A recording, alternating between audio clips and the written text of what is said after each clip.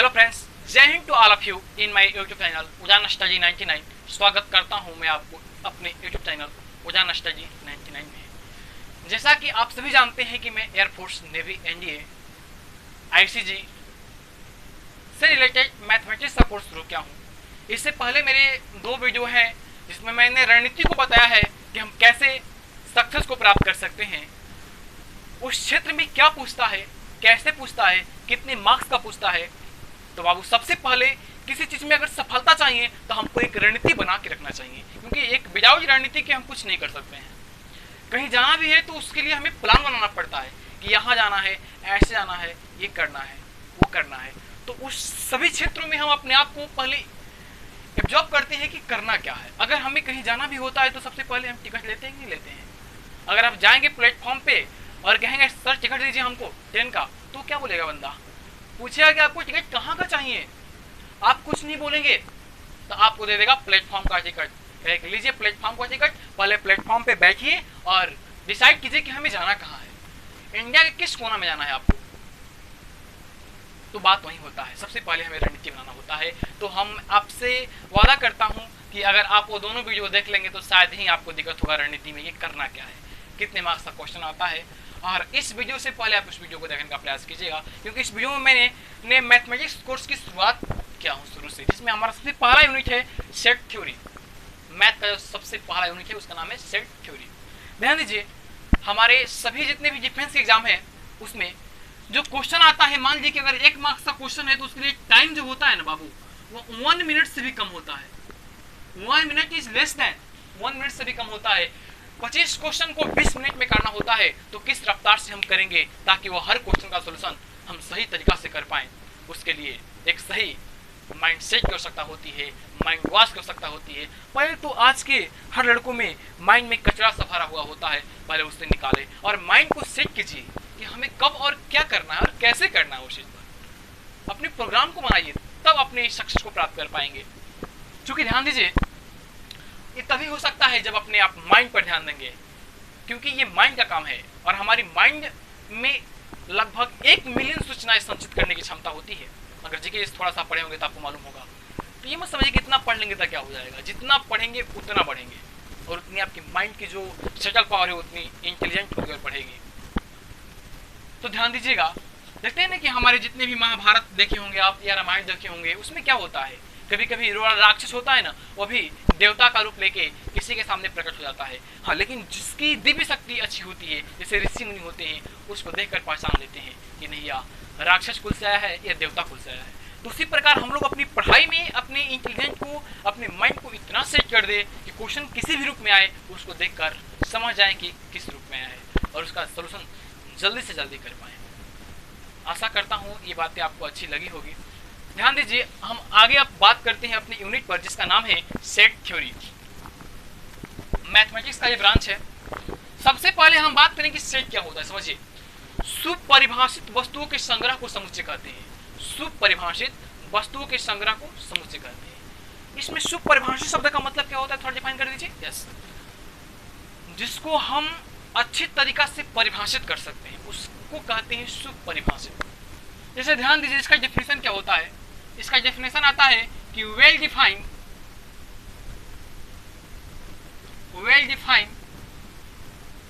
Collection of group is called set. सुपरिभाषित वस्तुओं के संग्रह को समुच्चय कहा जाता है। अगर मैं आपको छोटे से बात बताने का प्रयास करूं कि सुपरिभाषित का मतलब क्या, उदाहरण के तौर पे, तो ध्यान दीजिए, अगर मैं कहूं कि जितने भी हमारे कक्षा 10th में पढ़ने वाले विद्यार्थियों का एक समुच्चय बनाइए, तो हम बेवकूफ बना सकते हैं। हमारे कोचिंग संस्थान में कितने पढ़ते हैं, जो मैं ऑफलाइन पढ़ाता हूं तब, तो मान लीजिए कि एक बैच में मेरे 20 लड़के पढ़ते हैं। तो उस 20 लड़के को अगर मैं बात कहूँ तो ए इक्वल टू कितना हो जाएगा, 1 से लेके 2, 3 डॉट 20 तक हो जाएगा। तो ये डिफाइन चीज हो गया। इससे हम परिभाषित कर सकते हैं कि मेरे जो ऑफलाइन कोचिंग है उसमें कितने बच्चे पढ़ते हैं, 20 पढ़ते हैं, डिफाइन कर दिया। हाँ, लेकिन अगर इसी बात को कोई हमसे पूछे कि आप जो पढ़ाते हैं 20 लड़कों को, उसमें से सबसे तेज लड़कों का समुच्चय बताइए, उसका समुच्चय बिल्कुल नहीं बन सकता है, क्योंकि जहां ऑब्जेक्टिव लग जाता है उसका सेट डिफाइन करना बिल्कुल ही मतलब कि डिफिकल्ट होता ही नहीं। सही अर्थ तो पता है आपको क्यों? क्योंकि सभी विद्यार्थी अपने आप में तेज होते हैं, सभी विद्यार्थी अपने आप में एक इंटेलिजेंट होते हैं। क्योंकि किसी विद्यार्थी से मैंने पूछा कि बिहार की राजधानी कहाँ है, बता दिया कि पटना है, और वह एकदम मतलब कि कॉमन लड़का है। हाँ, लेकिन तेज लड़का से मैंने पूछा कि बताइए भारत की राजधानी कहाँ है, वो नहीं बता पाया। लेकिन मैंने उससे पूछा कि बताइए कि मानव के अंदर कितनी हड्डियां होती है, बताइए 206। तो वहां पे तेज वो बन गया। तो इसीलिए इंटेलिजेंट यानी तेज का कोई समुच्चय नहीं बन सकता है। अब भारत में पाए जाने वाले खतरनाक जानवरों का समुच्चय बनाइए, क्या बनेगा? हर जानवर अपने आप में खतरनाक जंजर होता है, तो उसका समुच्चय हम नहीं तैयार कर सकते। हाँ, लेकिन ये बात हो सकती है सांप, हमारे भारत में पाए जाने वाले सांपों की प्रजातियां कितनी है? तो 250 से आपको पता होगा, तो उसको हम डिफाइन कर सकते हैं। हाँ, लेकिन उसमें डेंजरस सांप कौन कौन है उसको डिफाइन करना बिल्कुल डिफिकल्ट है, क्योंकि हर सांप अपने आप में खतरनाक होती है, तो समुच्चय नहीं बन सकता है। वही मैं बताऊं आपको, ये बताने का प्रयास किया हूँ। ध्यान दीजिए, अगर मैं यहाँ बी यानी बीटा जो भी लिख रहा हूँ, जैसे मान लीजिए कि ए बी सी डी, ये बात करके ध्यान दीजिए इस बात पर। समुच्चय को हमेशा अंग्रेजी वर्णमाला के बड़े अक्षरों द्वारा डिनोट करते हैं, यानी इंग्लिश अल्फाबेट के कैपिटल लेटर के द्वारा इसको हम डिनोट करने का प्रयास करते हैं। समुच्चय को हमेशा मोहल्ले कोष्ठक के अंदर लिखते हैं और इन अवयवों के बीच कमा देते हैं, इसे एलिमेंट्स कहते हैं। और हमेशा जो इनके एलिमेंट्स होते हैं वो अंग्रेजी वर्णमाला यानी इंग्लिश अल्फाबेट के स्मॉल लेटर के रूप में डिफाइंड होते हैं। आई होप आपको ये बातें समझ में आ रही होगी। ध्यान दीजिए कि अगर ए इसका समुच्चय का सदस्य है, जैसे कि मैं आपको डिफाइन कर रहा हूँ, ए बिलोंग्स टू ए। ध्यान दीजिए, जो इसमें दिखाई दे रहे हैं आपको, उससे हम बोलते हैं एलिमेंट्स। आप लोग केमिस्ट्री में इस बात को पढ़ते होंगे, एलिमेंट्स का मतलब तो होता है, और हमारे मैथमेटिक्स में एलिमेंट्स का मतलब अवयव होता है, यानी सदस्य होता है। ए बिलोंग्स टू ए, यानी जो ए है वो ए को बिलोंग करता है। बिलोंग होने का, बिलोंग्स का मतलब होता है संबंधित, यानी उससे वो चीजें संबंधित है। अगर इसी पर मैं आपको बताऊं कि जैसे यहाँ पे मान लो कि मैं ई की बात करता हूँ, तो क्या ई बिलोंग कर रहा है ऐसे? क्या इस बी में, सॉरी आई होप सॉरी, यहाँ बी होगा, क्या ई बिलोंग कर रहा है बी को? नहीं बिलोंग कर रहा है, तो इसे कहेंगे नॉट बिलोंग्स टू। तो ये दो कॉमन पॉइंट आपको बेसिकली ध्यान रखनी है, क्योंकि इसके बिना शायद आपको ये बातें समझ में नहीं आएगी। आइए हम आगे बात करते हैं इसके जो हमारा इसका मतलब कि निरूपण होता है, किस तरीके का होता है, उसके निरूपण को हम डिफाइन करेंगे।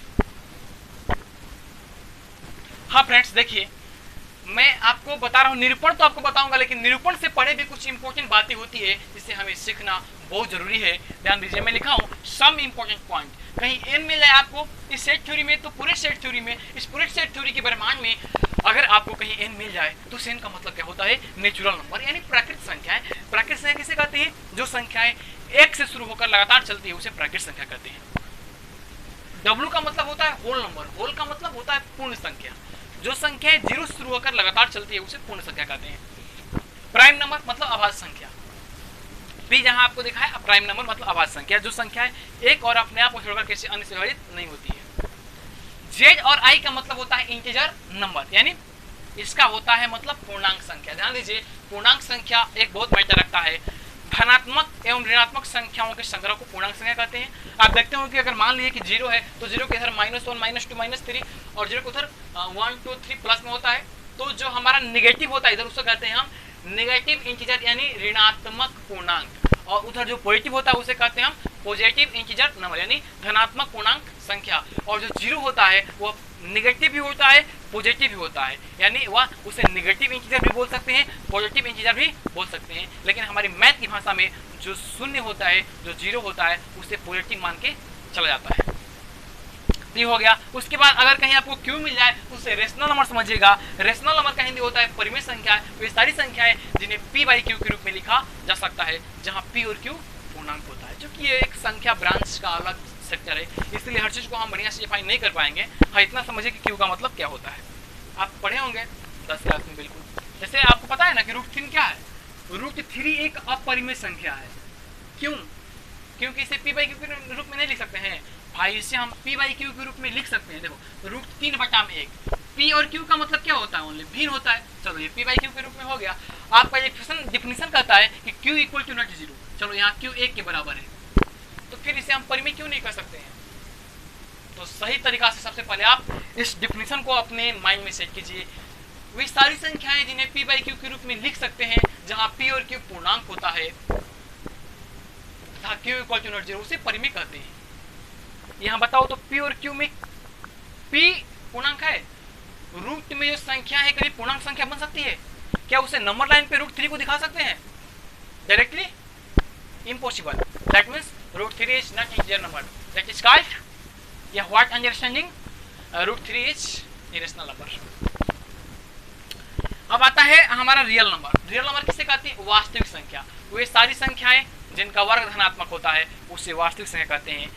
दूसरा डिफिनेशन इसका एक और आता है कि परिमेय एवं अपरिमेय संख्याओं के संग्रह को वास्तविक संख्या कहते हैं। अगर मैं बात करूं सी, लास्ट है सी यहाँ डिनोटेड में, तो कॉम्प्लेक्स नंबर। कॉम्प्लेक्स नंबर का मतलब होता है क्लापनिक संख्या, जिससे आपको एक यूनिट के रूप में पढ़ना है इसे कॉम्प्लेक्स नंबर के रूप में। अलजेब्रा का एक बहुत बिग प्रॉब्लम होता है, बिग पार्ट है, जिससे हम इसे जेड से डिनोट करते हैं, और जेड इक्वल टू होता है x plus i y. Real part, imagery part जब आपको पढ़ाऊंगा तो डिटेल में इस पर बहस करूंगा। फिलहाल बस समझिए किस चीज का मतलब होता है कॉम्प्लेक्स नंबर। अभी ध्यान दीजिए, हम अभी इसके विषय में बात करते हैं कि टेबुलर फॉर्म का मतलब क्या होता है और बोल्जर फॉर्म का मतलब क्या होता है। इसका जो रिप्रेजेंटेशन होता है यानी डिस्क्रिप्शन ऑफ सेट का मतलब क्या होता है, उस चीज को हम समझने का प्रयास कर रहे हैं। ध्यान दीजिएगा इस बात पर। इसका मतलब होता है किसी भी समुच्चय को वह किस रूप में दिखाई दे रहा है उसे। जैसे मैंने मान लिखा a इक्वल टू, चलिए 1 2 3 4 5 डॉट डॉट मैंने कर दिया, तो सिंपली क्या हो गया? टेबुलर फॉर्म हो गया या रोस्टर फॉर्म हो गया। बोल्जर फॉर्म का मतलब क्या होता है कि इसमें इसे कहते हैं गुण प्रतिकरणीय विधि, यानी ये किस गुण से आगे बढ़ रहा है। तो हमेशा मैं इसी को लिखूंगा x इक्वल टू, कभी कभी आपके एग्जाम में ऐसा क्वेश्चन पूछ जाता है कि वो दे देगा रोस्टर या टेबुलर फॉर्म में, आपसे पूछा है उसका बोल्जर फॉर्म क्या होगा। तो ध्यान दीजिएगा, हमेशा मैं कहूंगा x सच दैट x कमा x बिलोंग टू, ये x किस चीज को बिलोंग कर रहा है भाई? तो मैंने आपको पहले ही बताया कि ये नेचुरल नंबर होता है जो x से लगातार बढ़ता रहता है, x बिलोंग्स टू, यानी कह सकते हैं कि x में एक खुद समुच्चय है जो x संख्या है और प्राकृतिक संख्या को बिलोंग करती है। तो हमारा हो गया सिंपल। इसी तरह हर चीज को हम डिफाइन कर सकते हैं, कोई दिक्कत नहीं है। तो आगे हम ध्यान देंगे, आपको बताने का प्रयास करूंगा हम कि जो हमारा सेट होता है उसकी टाइप कितनी होती है। सेट की टाइप पर हम लोग बात करने का। हाय फ्रेंड्स, ध्यान दीजिए, generally two kinds of set, यानी जो हम सामान्यतः सेट के अगर प्रकार की बात करें दो प्रकार के होते हैं। एक होता है आपका फाइनाइट सेट, दूसरा होता है इनफाइनाइट सेट। फाइनाइट सेट का हिंदी होता है परिमित समुच्चय, परिमित समुच्चय।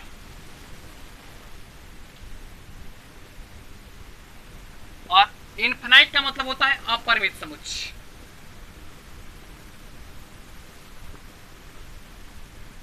देखिए, हिंदी एक ऐसा शब्द है ना जिसके नाम में हर कुछ छुपा होता है।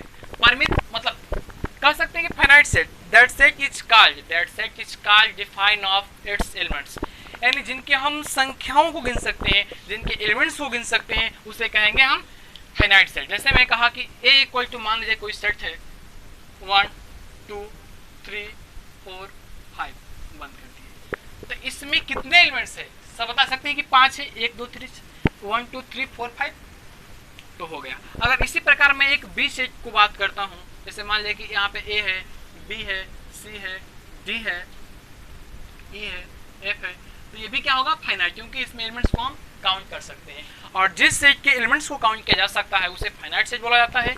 इसके जस्ट विपरीत होता है अपरिमित समुच्चय, जिसके अवयवों को हम नहीं गिन सकते, उसका अंदाजा नहीं लगा सकते कि कितना तक जाएगा, उसे इनफाइनाइट सेट के नाम से जानते हैं। जैसे मैं आपको बताने का प्रयास कर रहा हूँ, ए इक्वल टू मान लीजिए कि 1 2 3 4 डॉट डॉट डॉट इनफिनिटिव, ये कहाँ तक जाएगा इसकी कोई सीमा नहीं है, इसीलिए इसका नाम होता है इनफिनाइट सेट यानी अपरिमित समुच्चय।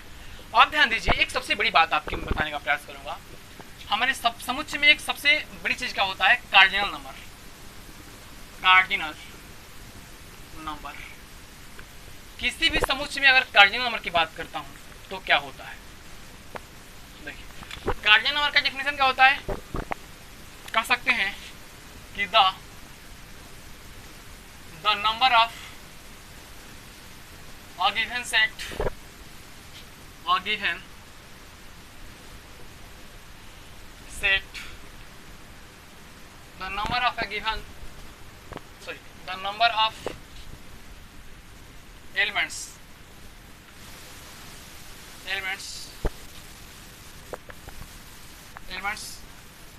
the number of elements of a given set is called cardinal number। और ध्यान दीजिए इस कार्डिनल नंबर पे हम बहुत सारे सेटों को डिफाइन करने का प्रयास करेंगे। जैसे हमारा क्या होता है, इक्वल सेट होता है, इक्विवेलेंट सेट होता है, नल सेट होता है, नल को ही इम्प्लीसिट सेट बोलते हैं, सिंगुलैरिटी सेट होता है। तो सब चीज़ों को बताने का प्रयास करेंगे। सबसे पहले हम कार्डिनल को समझते हैं, कार्डिनल का क्या होता है। तो आपको मैं बताया इसे ए इक्वल टू, मैंने कहा कि एग्जाम्पल समझने का प्रयास कीजिए। 1 2 3 4 5। ए एक समुच्चय है 1 2 3 4 5 तक। तो इसकी कार्डिनल नंबर कितना होगा, इस चीज को जाने। इसे हमेशा डिनोट करते हैं एन ए से। जो सेट रहता है उसके पहले एन लगा के उसे स्मॉल कोष्ठ में बंद कर देने से उसकी कॉर्डिनेटी का पता चलता है। और कितने नंबर है आप काउंट कर लीजिए, 1 2 3 4 5। तो इसका कार्डिनल नंबर कितना हो गया, 5 हो गया। उसी प्रकार मैं दूसरे सेट की बात करता हूँ, बी इक्वल टू जैसे ए बी सी डी, इसका कितना हो जाएगा। तो एन बी से डिनोट करेंगे, काउंट कीजिए 1 2 3 4, ए बी सी डी 4 है। तो इसकी जो कार्डिनल नंबर हो जाएगा वो 4 हो जाएगा। आइए आगे हम लोग अब बहस करेंगे। हाय दोस्त, अब सेट के मैं प्रकार की बात करूँ। हमने पढ़ लिया फाइनाइट सेट, इनफाइनाइट सेट, परिमित और अपरिमित समुच्चय के बाद मैंने कार्डिनल नंबर को समझ लिया। अब ध्यान दीजिए कि उनके भी कुछ जो हमारा सेट होता है उसके भी प्रकार होते हैं। तो उस प्रकार में सबसे पहले हम बात करते हैं इक्वल सेट। इक्वल सेट का हिंदी होता है बराबर समुच्चय या समान समुच्चय। तो किसे कहेंगे बराबर और समान समुच्चय? कह सकते हैं कि if 2 A and B are called equal set then A and B are same। यदि A और B दो समुच्चय है और दोनों आपस में बराबर है तो कह सकते हैं कि A और B क्या है, बराबर सेट है, यानी इक्वल सेट है। जैसे एग्जांपल समझिए, A इक्वल टू मैंने कहा 1 2 3 और यहीं पे B मैंने कहा दिया कितना 2 3 1। देखिए ये दोनों सेट आपस में क्या है, सेम है। हाँ, क्रम पर डिपेंड मत कीजिए कि इनका क्रम 1 2 3 है, ये 2 3 1 है। नहीं, ये प्रश्नल परिणाम का क्रम नहीं है। ये सेट जो होता है इसमें क्रम का कोई मतलब नहीं होता है, 2-4 बार भी लिख सकते हैं, कोई दिक्कत नहीं है। तो ये दोनों सेट आपस में क्या कहलाएंगे, इक्वल सेट कहलाएंगे। दूसरा हमारा होता है इक्विवेलेंट सेट। क्या होता है, समझने का प्रयास कीजिएगा। इक्विवेलेंट का हिंदी होता है, आपको मैं बता दूं, समतुल्य समुच्चय। ध्यान दीजिए, यदि A और B दो समुच्चय है, यदि A और B दो समुच्चय है और यदि उन दोनों का जो कार्डिनल नंबर है वह सेम है तो कह सकते हैं कि A और B दोनों क्या हो जाएगा, हमारा इक्विवेलेंट सेट के नाम से जाना जाएगा। तो ध्यान दीजिए, अगर A इक्वल टू मैंने कहा कि यहाँ पे A लिख दिया B और C, और उसी प्रकार B में लिख दिया 1 2 और 3, तो ये दोनों क्या कहलाएंगे, इक्विवेलेंट सेट कहलाएंगे। यानी कह सकते हैं कि तुल्यता समुच्चय कहलाएंगे, क्योंकि इसमें भी 3 है और इसमें भी 3 है। हाँ, मायने नहीं रखता है कि ए भी इसमें है तो इसमें भी रहना चाहिए, ये मायने इसमें रखता है। अब दोनों से मतलब क्या निकल रहा है कि हमेशा हम जो ये होता है ना इक्वल सेट को हमेशा ऑलवेज कॉल्ड इक्विवेलेंट सेट। यानी इक्वल सेट जो होता है उससे हम, आप इसे नोट में लिखिएगा अपने नोटबुक में, कि इक्वल सेट को हमेशा इक्विवेलेंट सेट के नाम से जाना जा सकता है। यानी इक्वल सेट को, बराबर समुच्चय को हम तुल्यता समुच्चय कह सकते हैं, लेकिन तुल्यता जो हमारा होता है समुच्चय उसे हम कभी भी बराबर समुच्चय नहीं कह सकते। अगर कहवे करेंगे तो फिर दोनों आपस में इक्वल होगा। अब इसके बाद मैं आपको बात करूंगा सेट पर। ध्यान दीजिए, नोट पे आपने लिख लिया। तो एक होता है आपका सिंगुलैरिटी सेट, इसे हिंदी में बोलते हैं एकल समुच्चय, सिंगुलटन सेट। ध्यान दीजिए, इसका डेफिनेशन क्या होता है, इसका डेफिनेशन होता है कि सेट ए अगर किसी समुच्चय में एक अवयव है तो उसे हम कहेंगे एकल समुच्चय। इसका हिंदी होता है, ध्यान दीजिएगा, हिंदी में ये हमारे बच्चे एकल समुच्चय। वह समुच्चय जिसमें केवल एक अवयव होता है उसे एकल समुच्चय कहते हैं। जैसे ए इक्वल टू, मान लीजिए कि एक है इसमें एलिमेंट्स, एक बी और दूसरा एग्जाम्पल जिसमें 5 मान लीजिए, तो ये क्या हो जाएगा हमारा एकल सेट हो जाएगा। उसका इसका डेफिनेशन इस तरह दे सकते हैं कि that set is called singularity set which cardinal number is 1, जिसका कार्डिनल नंबर 1 होता है उसे सिंगुलरिटी सेट के नाम से जान सकते हैं। इन दोनों का कार्डिनल नंबर क्या है? 1 है। अब आता है हमारा एक नल सेट। नल को ही बोलते हैं इम्पटी सेट। इम्पटी सेट इसे हिंदी में बोलते हैं अरिक्त समुच्चय। अरिक्त समुच्चय वह समुच्चय जिसमें अवयवों की संख्या 0 हो उसे नल सेट एम्प्टी सेट के नाम से जाने जाते हैं। और जनरली इसे हम डिनोट करते हैं किससे? 5 से। इसका डेफिनेशन कैसे देंगे हम हिंदी में? हिंदी में इसका डेफिनेशन देंगे कि वह समुच्चय जिसके अवयवों की संख्या 0 हो उसे अरिक्त समुच्चय के नाम से जानते हैं या कहते हैं। इंग्लिश मीडियम में कैसे बोलेंगे कि that set is called null और empty set that which that या देन कार्डिनल नंबर इज 0, जिसका कार्डिनल नंबर 0 होता है उसे हम नल और एम्प्टी सेट के नाम से जानते हैं। इसे 5 से डिनोट करते हैं और 5 को मान लो कि ये 0 हो गया, जैसे ऐसे कोई हो गया तो ये क्या हो जाएगा हमारा? इसमें कुछ नहीं है, 0 है, तो सिंपली इसे हम इस नाम से जानते करेंगे। और अगला जो हमारा क्लास रहेगा उसमें हम लोग सबसेट पर डिस्कस करेंगे। क्योंकि वीडियो अधिक लंबा ना हो जाए इसलिए छोटे छोटे वीडियो बनेंगे। ये पार्ट 1 बनेंगे और पार्ट 2 में शायद या पार्ट 3 में आपका जो सेट थ्योरी है यह बिल्कुल समाप्त हो जाएगा। तो आशा करता हूँ कि आपको ये वीडियो अच्छा लगा होगा। और ध्यान दीजिए कि आप अगर एयरफोर्स नेवी की तैयारी कर रहे हैं तो आपके लिए ऑनलाइन सेट सबसे प्रेफर हो सकता है।